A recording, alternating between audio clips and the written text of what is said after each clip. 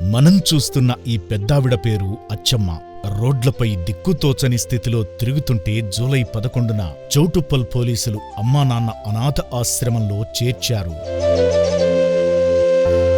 నమస్కారం అండి, నా పేరు రాంబాబు, హెడ్ కానిస్టేబుల్ని. నేను చౌటుప్పల్ పోలీస్ స్టేషన్లో విధులు నిర్వహిస్తుంటాను. ఈరోజు విధుల్లో భాగంగా పెట్రోలింగ్ నిర్వహిస్తుండగా మాకు రెడ్డిబావి స్టేజ్ వద్ద నుండి ఒక 100 కాల్ రావడం జరిగిందండి. ఒక గుర్తు తెలియని మహిళ 3 రోజులుగా ఇక్కడ ఉంటుంది, ఆమె వచ్చిపోయే వాహనాలకు అడ్డం వెళ్తూ రాళ్ళు విసురుతున్నది, అడ్రస్ చెప్పట్లేదు అని చెప్పేసి 100 కాల్ రాగా మేము అక్కడికి వెళ్ళి విచారించాము. కొంచెం ఆమె మానసిక స్థితి సరిగా లేనట్లుగా తెలుస్తున్నది. ఎందుకంటే ఆమె గ్రామం పేరు చెప్తున్నది నెల్లబెల్లి అని చెప్పి, కానీ ఎక్కడ ఉంటుంది ఆ ఊరు, ఎక్కడ ఉంటుంది అంటే ఇదే ఆ ఊరు అని చెప్పేసి చెప్పడం జరుగుతుంది. ఆమె పేరు కూడా సరిగా తెలియపరచలేదు. ఆమె అడ్రస్ కానీ ఆధార్ కార్డు కానీ ఏం లేవు ఆమె వద్ద.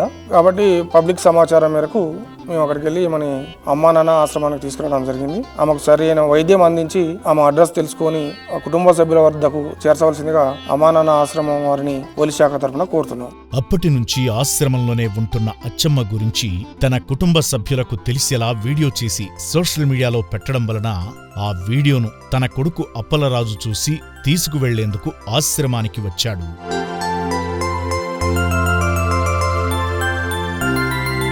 మా అమ్మగారు తప్పుడు పేరండి, మీ ఆశ్రమంలో ఉన్నారని వీడియో చూసాను. ఉన్నారండి. తీసుకువెళ్లేందుకు కొడుకు వచ్చాడన్న ఆనందంలో అచ్చమ్మ ఆతృతగా కొడుకు దగ్గరకు వచ్చింది. అచ్చమ్మ, మీ కొడుకు వచ్చిండు. మీ కొడుకు పేరు ఏం పేరు? అప్పలరాజు. అప్పలరాజా? మీ కొడుకు వచ్చిండు, మరి తీసుకోతాడంట. ఇంటికి పోతావా?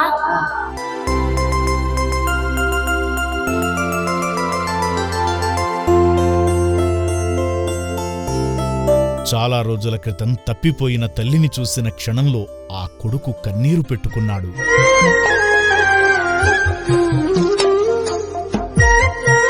ఏడుస్తున్న అప్పలరాజుని చూసిన అచ్చమ్మ కూడా కొడుకును దగ్గరకు తీసుకుని ఏడ్చేసింది.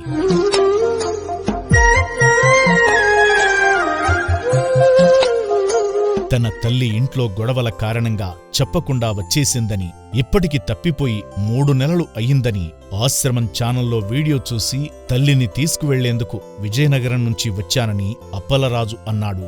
నమస్కారం అండి, నా పేరు మొవ్వ అప్పలరాజు, నల్లబెల్లి, విజయనగరం డిస్టిక్. మా అమ్మగారికి అతను 2 నెలలుగా తప్పుడు పేరు. 5 నెల 12వ తారీఖు ఇంట్లో నుంచి మార్నింగ్ 6 గంటలకు చెప్పుకొని వెళ్ళిపోయారు. వెళ్ళిపోతే ఇంకా డౌట్ వచ్చి మేము స్టేషన్ లో కంప్లైంట్ ఇచ్చానండి, చిలకల స్టేషన్ లో. ఇచ్చిన తర్వాత ఎఫ్ఐఆర్ ఫైల్ చేశారు కానిస్టేబుల్స్. మేము విజయవాడ బస్ స్టాండ్కి వెళ్ళి సీసీటీవీ ఫుటేజ్ చూసాము. చూసిన తర్వాత ఆమె ఎప్పుడు దిగింది, ఎప్పుడు ఎక్కడ కూర్చుంది, ఎంతసేపు ఉన్నదంతా చెక్ చేసిన తర్వాత లేకపోవడంతో ఇంకా ఆమె బస్ స్టాండ్ లో గానీ, లేదంటే కనకదుర్గ గుడికి గానీ, లేదంటే రైల్వే స్టేషన్ లో గానీ, లేదంటే అనాథాశ్రమంలో ఉంటదేమని మేము అన్ని నెతికాము. అన్ని నెతికిన యూజ్ లేకుండా పోయింది. 2 నెలలుగా మేము సెర్చ్ చేస్తున్నాము. తర్వాత ఏమైందంటే ఇక్కడ చౌటుప్పల్లో అమ్మ నాన్న అనాథాశ్రమం నుంచి ఒక వీడియో అప్లోడ్ చేశారు. ఇట్లా ఒక మనిషి ఇట్లా మిస్ అయిన తర్వాత ఇన్ఫర్మేషన్ ఇచ్చారు 100 ఫోన్ చేసి అని చెప్పి ఒక వీడియో అప్లోడ్ చేస్తే ఆ వీడియో చూసాం. మేము చూసిన తర్వాత మా అమ్మగారిని గుర్తించి ఇక్కడ అనాథాశ్రమం రావడం జరిగింది. వచ్చిన తర్వాత మా అమ్మని గుర్తించి చెప్పిన తర్వాత ఇక్కడ ఎవరైతే మేనేజ్మెంట్ ఉంటుందో వాళ్ళతో మాట్లాడిన తర్వాత మా అమ్మగారిని చూపించి మీ అమ్మగారిని వెరిఫై చేసుకున్న తర్వాత ఏదైతే డాక్యుమెంట్ ప్రాసెస్ చేశారో చేసి మా అమ్మగారిని అప్పగించడం జరిగిందండి. బాగా చూసుకున్నారు మా అమ్మగారిని. ఇంకా ముందు ఇంకా ఏదైనా ఫ్యూచర్ లో ఉంటే ఎలాంటి మిస్టేక్ ఏం జరగకుండా చూసుకోగలుగుతానండి.